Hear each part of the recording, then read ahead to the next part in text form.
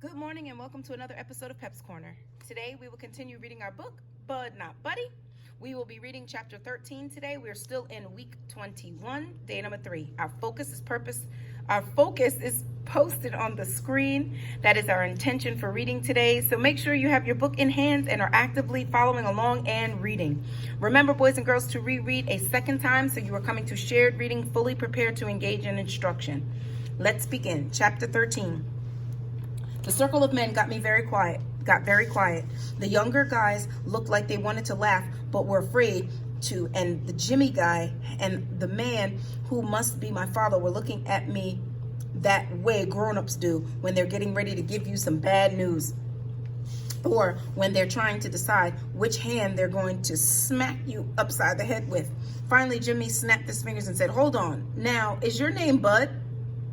I knew my name, I said. "Yes, sir." He knew my name. I said, "Yes, sir." Jimmy said, "Herman, don't you see? This has something to do with that crazy telegram you got this morning."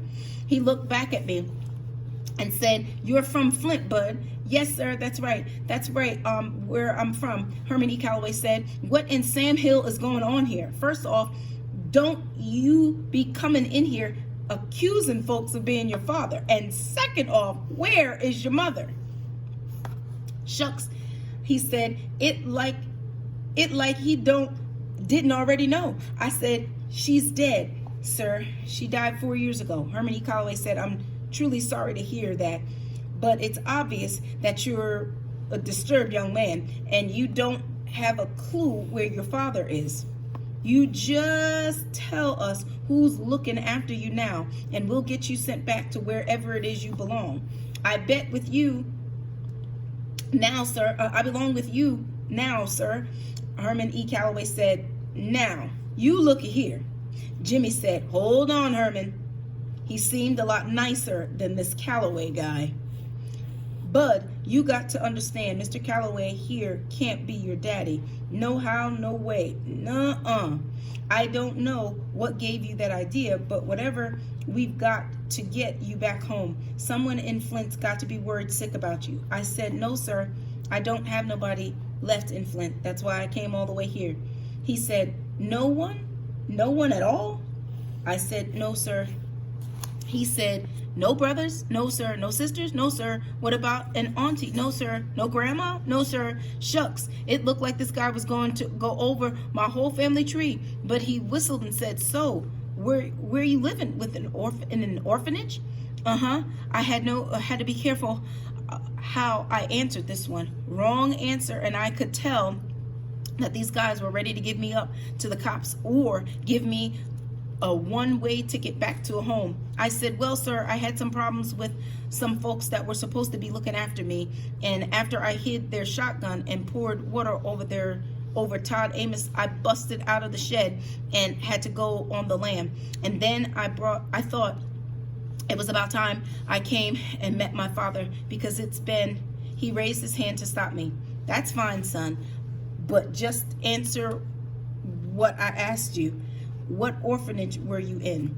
"Well, sir, I used to be in a home, and then I wasn't, and then I was with some people that were kind of mean, and then I tried to find Miss Hill, but she moved all the way to Chicago, and that was too far to walk." So he raised his hand again to shut me up.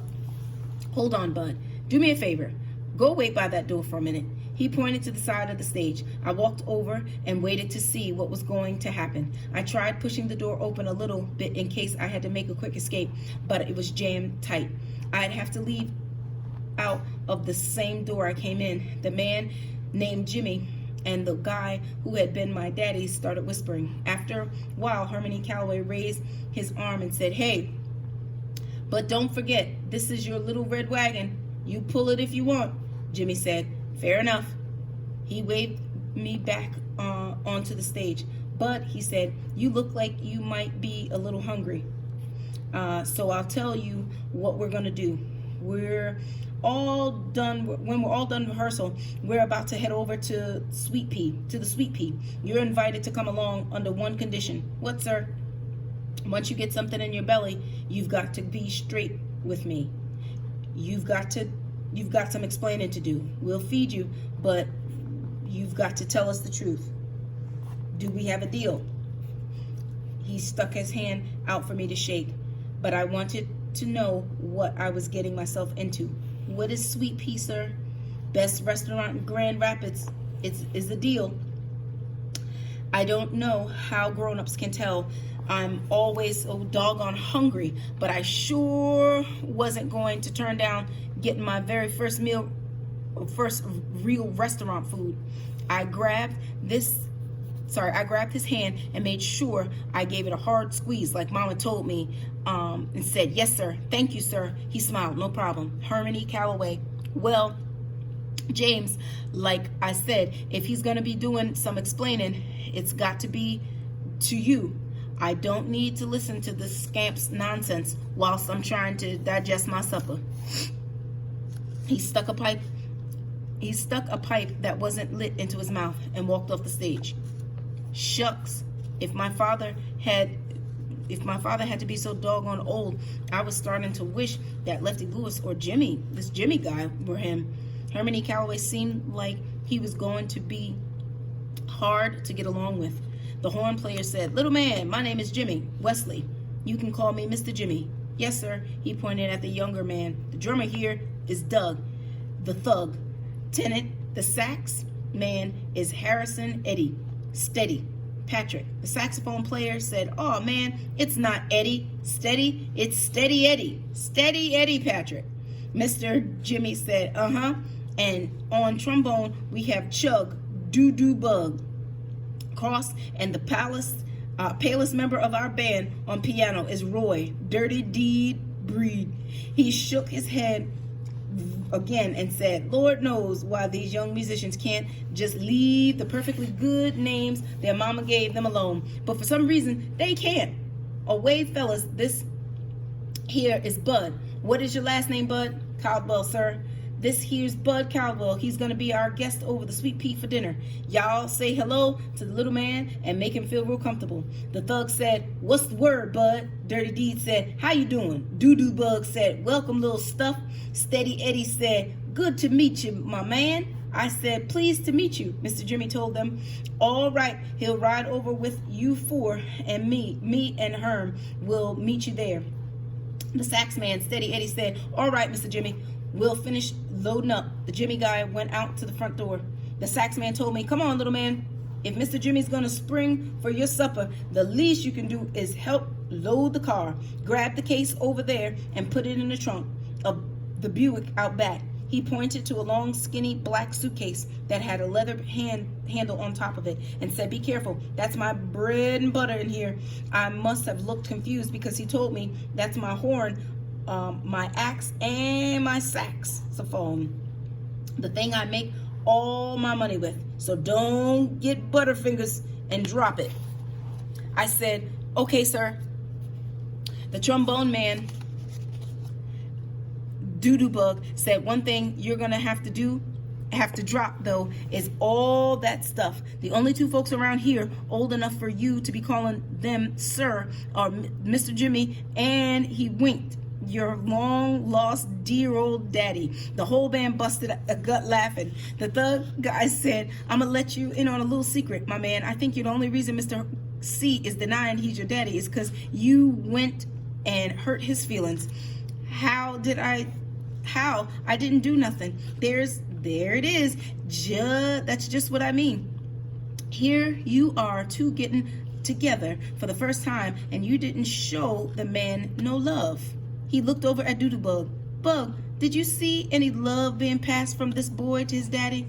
Doo-Doo Bug said, "You leave me out of your nonsense." The thug kept going. "Shoot, man, seems like you should give the man his props. Seems like you shouldn't giving the man a whole lot more affection. You see, I know Mr. C better than most folks do. I know that beneath that cold-hearted, evil, wicked, nasty man, mean," Doo-Doo Bug said, "Don't forget Cheap's got to be in there somewhere." The thug said, "You know Cheap's right up high on the list. But as I was saying, beneath all that festering nastiness is a tender kind of a man. Ben, why, I bet you dollars to donuts that he's outside right now sitting in that package sobbing openly about how you shunned him. When you get to the sweet pea, rush right up on him and give him a big hug. Yell out, "Daddy," then plant a big juicy kiss right on top of that shiny bald head of his. Shoot, you do that and you'll be in his will so quick your head will spin. I put this thug guy on my list of people not to pay any mind to. Herman E. Calloway seemed like the kind of person that would rather get bit in the behind by a snaggletooth mule than have somebody give him a kiss. Steady Eddie said, "Let's not get the little man killed before he's had a chance to eat anything." Thug, son, I hope you've got sense enough to let what he's telling you go in one ear and find the nearest exit.